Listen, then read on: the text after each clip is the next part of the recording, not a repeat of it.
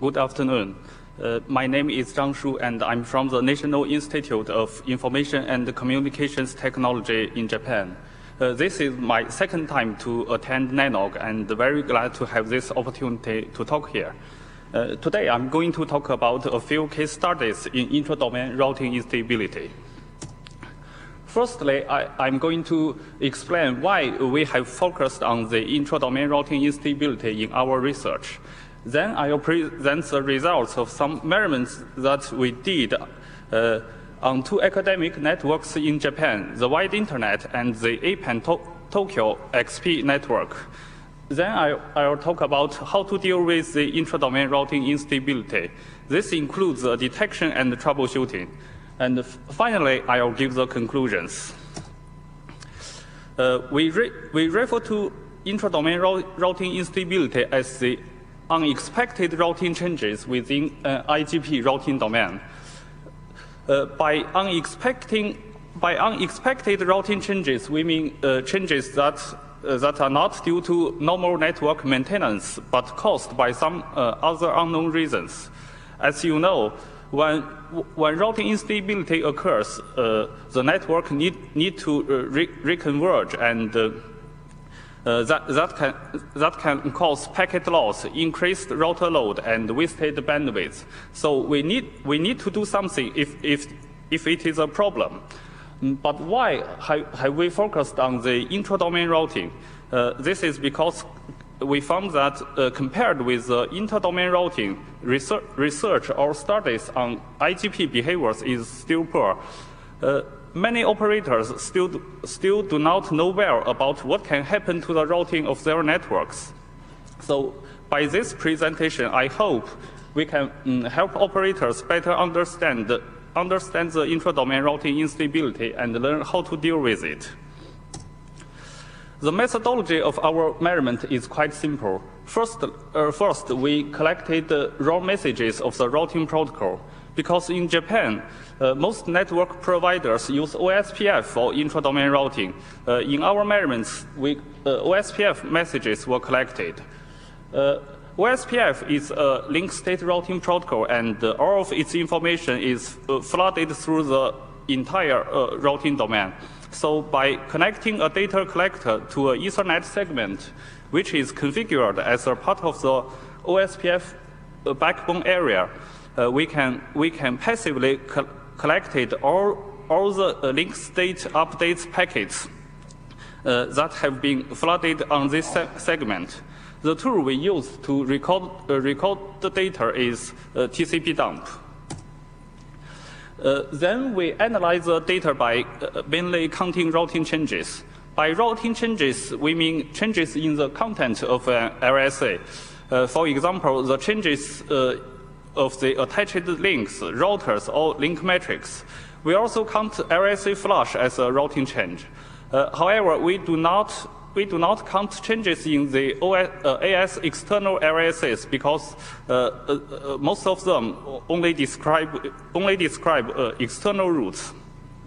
In addition, we didn't count refreshing LSAs because they do not reflect any network topology change. The first measurement was did on the wide internet.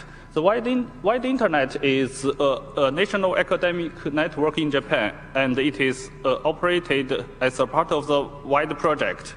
It connects hundreds of academic organizations, and in total, there are about 50 routers in the OSPF backbone area. The data is collected at the narrow NOC of the wide internet, which is located in the narrow prefecture of Japan. There we collected both OSPF v2 and v3 data. Here are some results from the wide internet. This graph shows the number of router LSAs and the number of daily changes that have been observed in all these router LSAs. Because the router LSA includes the basic link status of each router, by this graph we can have a general view on the routing changes occurring on the wide internet. The red line shows shows the number of Router-LSAs, and the blue line shows the number of daily changes. You can see that almost in all of the days, some changes have occurred.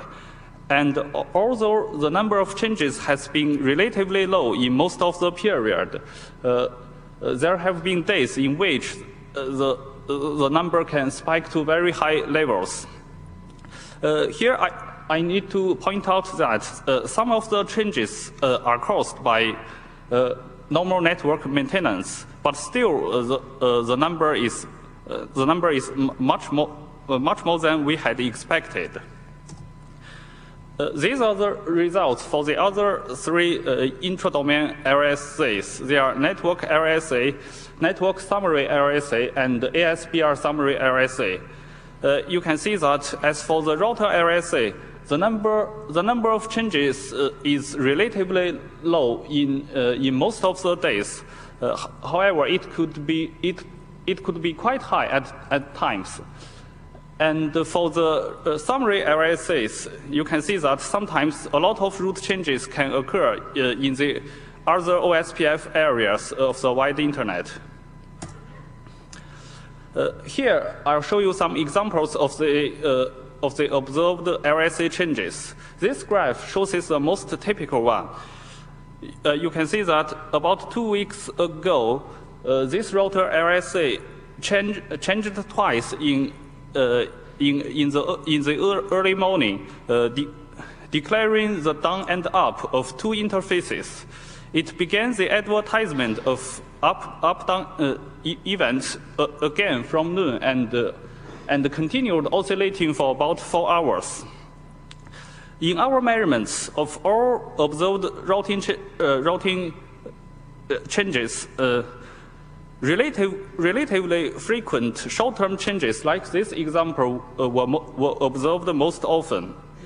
And we found that usually this kind of changes were caused by network congestion. This is an example of a very serious oscillation. This graph shows the number of changes for a layer 3 switch in 24 hours last year. You can see that this Router-LSA changed at very high rate, about 70 times every 5 minutes. The oscillation lasted for about 18 hours, and it changed more than 16,000 times. We observed this kind of oscillation for several times, and most of them were caused by problems of P2P links or misconfiguration of using the same router ID on two routers. Here is an example of the long-term changes. This graph shows the one-day result for a router located in San Francisco. You can see that this router originated the changing LSA relatively frequently. This oscillation lasted for more than five months, and it is the longest oscillation that we have observed. The reason for this is we are still not sure about the reason, but it is considered due to a switch problem. Here is another example of long-term changes. You can see that this LSA changed very slowly, only several times every day. However, this oscillation has persisted since this March. We observed this kind of changes for some times, and part of them were caused by the router's interface problems. Let's quickly look at the result of OSPF v3. Compared with OSPF v2 of the same period, the v3 seems to show more instability. This is because the IPv6 routing on the wide internet is still in the experimental stage, so I won't say much about it here. The target of our second measurement is the Tokyo exchange point of the Asia Pacific Advanced Network. This graph shows the topology of the entire APAN network. The Tokyo exchange point network is located in Japan, and you can see that it connects to many foreign countries. Because the main function of this network is to provide transit services among academic organizations in different countries, the network itself is relatively small in scale, with no more than 10 routers in the backbone area. However, this provided us with a good example to see what can happen on this kind of small scale networks. This is the result for the APAN network. You can see that the overall trend is similar with that of the wide internet. That is, almost in all of the days, there have been some changes, and the number of changes is relatively low in most of the period. However, it can spike upwards from time to time. In this graph, the first and the third spikes was caused by the problem of an ATM link. The second one is caused by misconfiguration of router ID, and the last one is caused by a switch problem. We identified some causes of the observed instability. There are network congestions, some of which were caused by DDoS attacks, link failures, software bugs, hardware problems, and operators misconfiguration. As you can see, that most instability is due to other reasons rather than the routing protocol problems. The routing protocol is doing at least what it is expected to do in the specification. Let me summarize our findings. In our measurements, of the intra-domain routing instability, we observed instability on both the wide internet and the APAN Tokyo-XP network. We found that the most typical changes are relatively frequent short-term ones, which usually happen at intervals of 10 to 200 seconds. We also observed some frequent short-term changes as well as some long-term changes. In addition, we found an overall trend of decrease in the total changes. This is because there are two reasons for this. The first one is the change in routers implementation. In the implementation of recent routers, the routing packets are usually given higher priority for procession than other packets to avoid dropping routing packet. The second reason for this is the less network congestion because of the increased network bandwidth in recent years. Concerning the causes of the observed instability, although we have identified some of them, but still there were many changes for which we could not find the reason. Here I'd like to briefly introduce a system that we are developing to detect and visualize intra-domain routing instability. This system has two functions. First, it can detect IGP changes in real time and alert operators of the changes by email. It can also be used for offline data analysis. The second function is visualizing the instability. By visualization, we can make it easier for network operators to figure out to what extent routing changes are occurring on a network. The system is accessible through the web interface.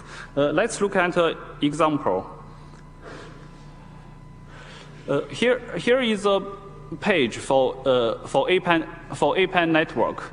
Today's status is shown here, and you can see so far a couple of changes have occurred.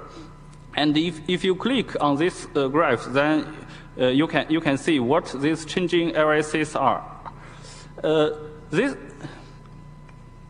This graph shows the daily number of all intra-domain RSAs of historical data, and if you can also see the detailed results of the historical data by picking a date. For example, if you can click on the number of changes of a specific date, and you will get a ranking list of the changing RSAs, which is sorted by the number of changes.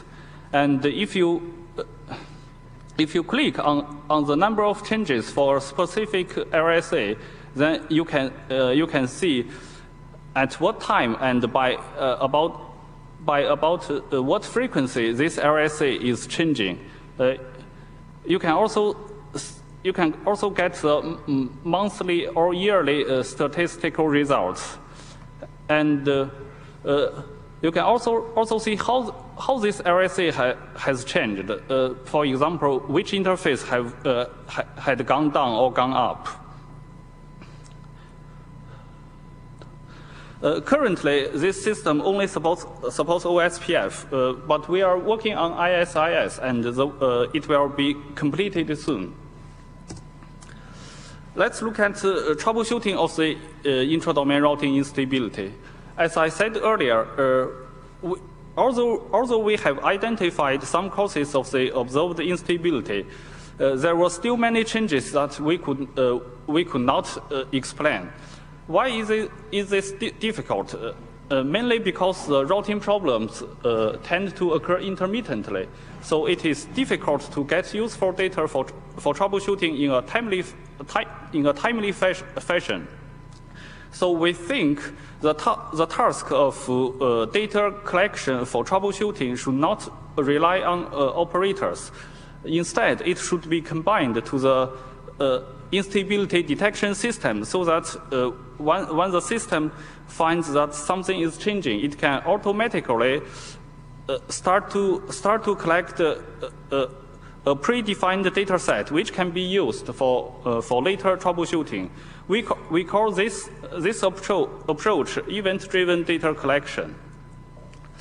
The data should be collected for the later troubleshooting are traffic volume, the router's interface status, and the information on the routing protocols. Where to collect the data? The first one should be considered is the router that originated the changing RSA, because this router is most likely to know what had happened. And sometimes network equipment connecting to the router, such as Ethernet switch, can hold some useful information for troubleshooting. So, for example, the traffic information about the traffic. So we should also collect data from such network equipment, and usually this kind of data can be obtained by SNMP. This is still a work in progress, and we are going to do more work on it. Here, to conclude, today I have talked about the results of some measurements that we did on intra-domain routing instability. We found that regardless of the network scale, the intra-domain routing instability can occur frequently and persistently. We think the results is not likely to be limited on the networks that we have investigated. So we'd like to recommend that you deploy a monitoring system on your own network. I also talked about a system that we are developing to detect and visualize IGP changes. Also, I talked about an approach which we hope can make troubleshooting easier. Here I'd like to thank the WIDE project and the Nat'l Institute of Science and Technology, operators of APAN network for their help during the data collection. I'd also like to thank Professor Yuki Kadobayashi for the idea on troubleshooting. This is the URL of our intra-domain routing stability measurement project. If you are interested in conducting an IGP measurement, please feel free to contact us. That ends my presentation. Thank you.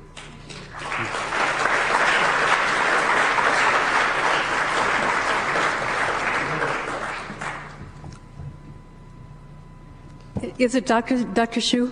Yes. I had a feeling, yeah. You may call me Dr. Harris.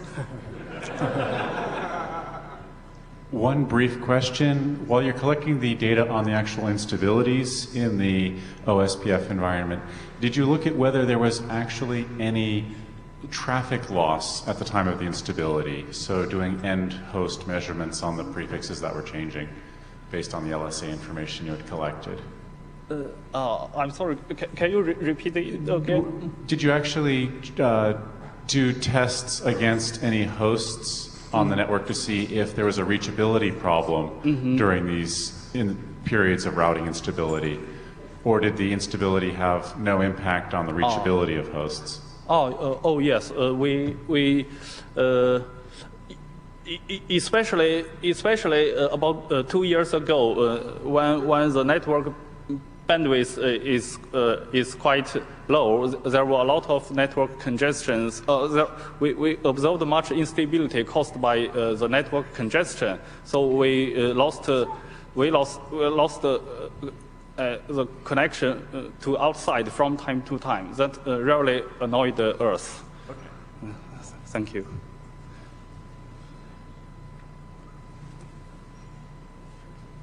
I think he's just walking. Thank you very much. Thank you.